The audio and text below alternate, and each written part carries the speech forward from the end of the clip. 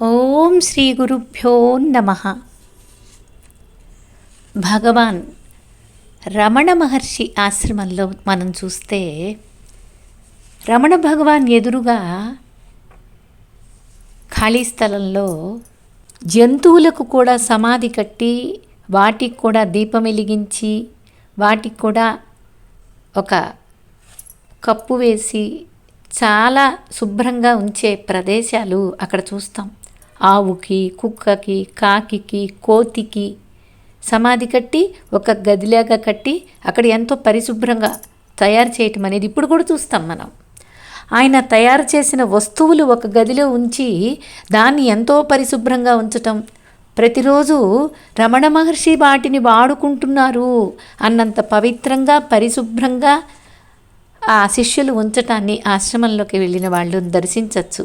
ఒక అత్యద్భుతమైన అనుభూతి మిగులుతుంది అలా దర్శించిన వాళ్లకు. అలాగే భగవాన్ భక్తులకి మనుషులే కాదు, నిజానికి భక్తులు అనేవాళ్ళు జంతువులు కూడా ఉన్నాయి. ఆశ్రమంలో 4 కుక్కలు ఉన్నాయి. భగవాన్ భోజనం చేయకుండా అవేమీ తినవు. ఒక మహాత్ముడు ఇది నమ్మలేదు. ఇలాగా కుక్కలు జంతువులు అలా ఎందుకుంటాయి అని నమ్మలేదు. పరీక్ష చేసి చూడాలనుకున్నాడు. కుక్కలకి ఇష్టమైన నోరూరే ఆహారాన్ని ఆ కుక్కల ముందు పెట్టాడు. అవి ముట్టుకోలేదు, కదలలేదు, మెదలలేదు. భగవాన్ వచ్చి విషయం తెలుసుకున్నారు. రవ్వంతా నోట్లో వేసుకున్నారు, అంతే. భగవాన్ భుక్తశేషమైన ఆ ప్రసాదాన్ని కలబడి తినేశాయి. అది చూసి బిగుసుకుపోయాడు ఆయన, ఆ మహాశయుడు. ఏ పూర్వజన్మ సంబంధమో భగవాన్కి ఆ కుక్కలకి. అలాగే ఒకనాడు ఒక కుక్క కొండ మీద నుంచి ఆశ్రమంలోకి వచ్చి మొరగడం ప్రారంభించింది. అది ఎంత మొరుగుతున్నా ఎవరూ పట్టించుకోవడం లేదు. చివరికి భగవాన్ వచ్చి ఆ కుక్కకు అన్నం పెట్టించారు. తిని వెళ్ళిపోయింది అది. తర్వాత అన్నారు భగవాన్, వారొక సిద్ధపురుషులు, ఆశ్రమ భిక్ష స్వీకరించాలని ఆ రూపంలో వచ్చారు అన్నారు. అటువంటి గొప్ప విషయాలు భగవాన్కి తప్ప మరెవరికి తెలుస్తాయి? ఒక భక్తుడు భగవాన్కి సమర్పించుకోవాలని ఒక అరటిపళ్ళ హస్తం తెచ్చాడు. ఆ అరటిపళ్ళ హస్తాన్ని ఒక చోట పెట్టి భగవాన్ కూర్చునే హాల్కి ప్రదక్షిణం చేస్తూ ఉన్నారు. ఇంతలో ఒక కోతి వచ్చింది, దాన్ని పట్టుకుపోయి ఇంటి కప్పు ఎక్కి కూర్చుంది. భక్తుడు అది చూసి, ఒరేయ్ ఆ పళ్ళను భగవాన్కి ఇవ్వాలని తెచ్చాన్రా, కావలిస్తే ఒక పండు తీసుకొని వెళ్ళిపోరా అన్నాడు. అలాగే ఒక పండుని తీసుకొని వెళ్ళిపోయింది అవా కోతి. ఆనాటి హనుమంతుడు కాదు కదా ఈ బుద్ధిమంతుడు. ఏమో ఆ భగవాన్కే తెలియాలి ఆ కోతి కథనం. ఇలాగ ఉంటుంది భగవాన్ కరుణ. జంతువుల మీద, కొండల మీద, చెట్ల మీద, మనుష్యుల మీద ఒకేలాగా అనుగ్రహిస్తూ ఉంటారు.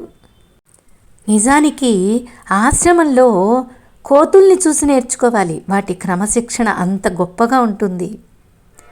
ఉడతలు భగవాన్ దగ్గర అలాగే ఉంటాయి. అలాగే ఒక తాచుపాము భగవాన్ చుట్టూ తిరుగుతూ ఉంటుంది. చిరుత పులులు అలాగే ఉంటాయి, నెమళ్ళు అలాగే ఉంటాయి. ఎవరికెవరికి శత్రుత్వమే ఉండదు. అలాగా ఆయన దగ్గర పిచ్చుకలేంటి, కాకేంటి అన్నీ గూడు కట్టుకొని అవి అక్కడే ఆ ప్రదేశంలోనే నివసిస్తూ స్వామివారి సన్నిధికి దగ్గరవుతూ ఉంటారు. ఒకసారి ఒక భక్తుడు ఒక ఆవుని దూడని తీసుకొచ్చి ఆశ్రమానికి బహూకరించాడు. ఆ దూడ పెరిగి ఆవైంది. దాన్ని లక్ష్మి అని పిలిచేవారు భగవాన్. లక్ష్మికి భగవాన్ దగ్గర ఎంత చనువో, వారంటే ఎంత భక్తో చెప్పలేం. భగవాన్ కూర్చునే హాల్ చుట్టూ ప్రదక్షిణం చేస్తుంది. భగవాన్ ఒళ్ళు నాకుతుంది. అది భలే కొంటెది కూడా. ఆశ్రమం ఆవరణలో కూరగాయ పాదులకి అది పాడు చేస్తుంది ఒకసారి. అయినా భగవాన్ దాన్నేమీ అననివ్వరు. పాదులకు చుట్టూ కంచె కట్టుకోకపోవడం మనదే తప్పు అంటారు. ఒక పర్వదినంలో ఆశ్రమం వారు పాయసం వండి పొయ్యి మీద నుంచి అప్పుడే దించారు. ఎక్కడి నుంచి వచ్చిందో లక్ష్మి వచ్చి మూతి అందులో పెట్టింది. అంతలో ఎవరో చూసి అదిలించేసరికి అది కంగారు పడి ఆ భాండాన్ని వంపేసింది. పాయసమంతా మట్టిపాలైంది. వంటవాళ్ళు భగవాన్తో చెప్పి గోల పెట్టారు. పాయసం ఒలికిపోసిందని గోలే కానీ ఒలికిపోసింది, అది పాడైపోయింది, మట్టిపాలైంది అని గోల చేస్తారు కానీ పాపం ఆ చిట్టి తల్లి మూతి కాలిందేమోనని ఒక్కరు కూడా అనుకోలేదే అన్నారు భగవాన్. మాతృహృదయం అయినది. లక్ష్మి తన 3వ కాన్పు సమయంలో భగవాన్ దగ్గరికి వెళ్ళి దీనంగా కూర్చుంది. ఆ దీనదయాళుడు లక్ష్మీ వేదనను గ్రహించి, ఏం పర్వాలేదులే, నేను అభయమిస్తున్నానుగా అని దాని శిరస్సు మీద చెయ్యి వేసి నిమిరారు. సంతోషంగా వెళ్ళిపోయింది లక్ష్మి. ఆ రాత్రే అది తేలికగా ప్రసవించింది. ఇలా లక్ష్మి గాథలు ఎన్నెన్నో ఆశ్రమంలో. ఇప్పుడు లక్ష్మి ముసలిదైపోయింది. దానికి అవసాన కాలం వచ్చింది. మరణ వేదనను అనుభవిస్తోంది. ఎంతకీ ప్రాణం పోదు. భగవాన్ వచ్చి, బాధపడుతున్నావా తల్లి, ఇక పడవులే అని నిమిరి వెళ్ళిపోయారు. అంతే, లక్ష్మిని ఆశ్రమంలోనే సమాధి చేశారు. ఒక్కసారి మానవ జన్మ వచ్చిన తర్వాత మళ్ళీ నీచ జన్మలు రావడానికి తావుందా అనే ప్రశ్న బయలుదేరింది ఆశ్రమంలో ఆనాడు. ఇదమిద్దంగా తేలలేదు వాళ్ళకి.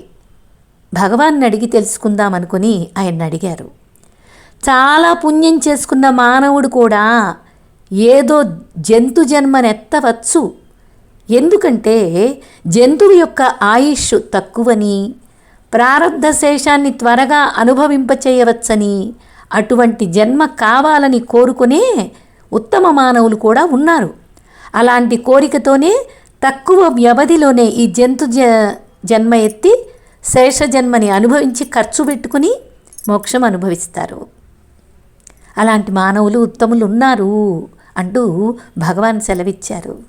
మనం కాళహస్తి అనే దాంట్లో చూస్తాం కదా, ఏనుగు, పాము, కప్ప ఇవన్నీ మోక్షము వచ్చింది కాళహస్తిలో అని వింటూ ఉంటాం కదా.